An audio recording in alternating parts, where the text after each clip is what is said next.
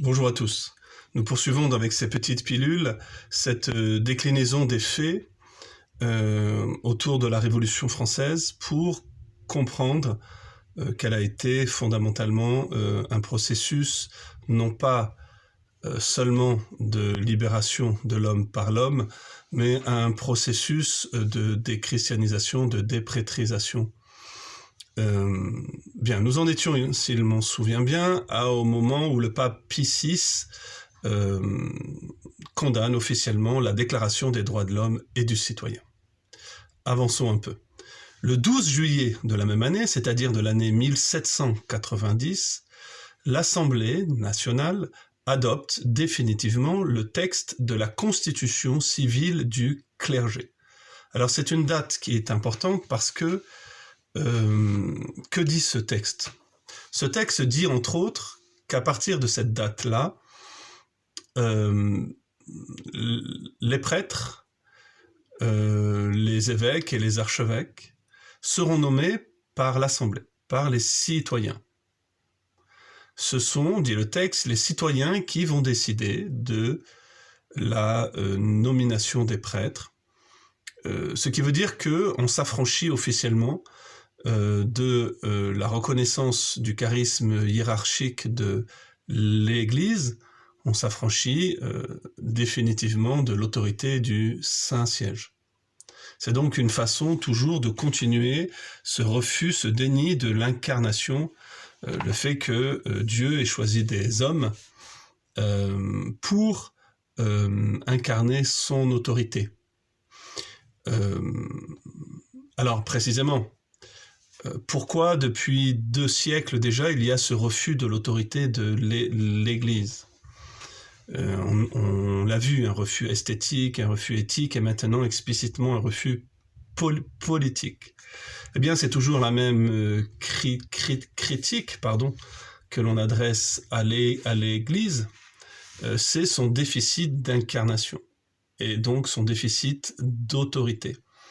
Au fond, c'est toujours au nom de la faiblesse et des péchés de ceux qui ont pour mission d'incarner l'esprit du Christ dans l'Église que l'on va condamner et l'Église et les chrétiens. Mais il est important de revenir sur le terme autorité.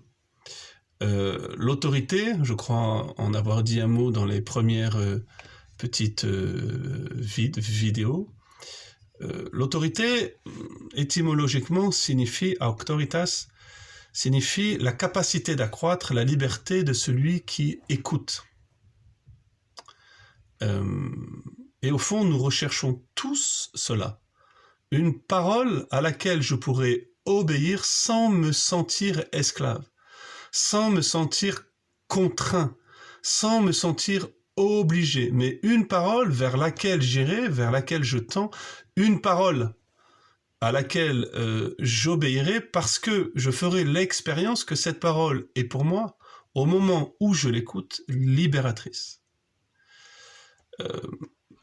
Cela devrait être, et grâce à Dieu le plus souvent c'est ce qui se passe, la mission de l'Église, c'est-à-dire d'annoncer une parole libératrice pour l'homme. Une parole qui contient en elle-même la capacité d'accomplir ce qu'elle annonce. D'ailleurs, la mission de l'Église, ce n'est que cela, annoncer une parole de salut pour l'homme. Mais en 1790, on considère politiquement, officiellement, et on l'inscrit dans les textes, que l'Église a définitivement perdu son pari de l'incarnation, qui n'est pas un pari. Le monde dit que c'est un pari, mais ce n'est pas un pari, parce que ce n'est pas par hasard ou de façon aléatoire que l'Église est appelée à incarner le Christ, mais par appel de Dieu, par investiture. L'Église est prophétique et hiérarchique. Et ces 2 charismes qui composent les 2 poumons du mystère ecclésial ont pour mission d'incarner la parole même de Dieu. Et c'est ce qui est refusé dans ce texte.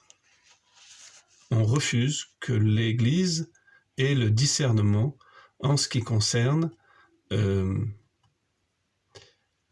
l'incarnation même de sa parole.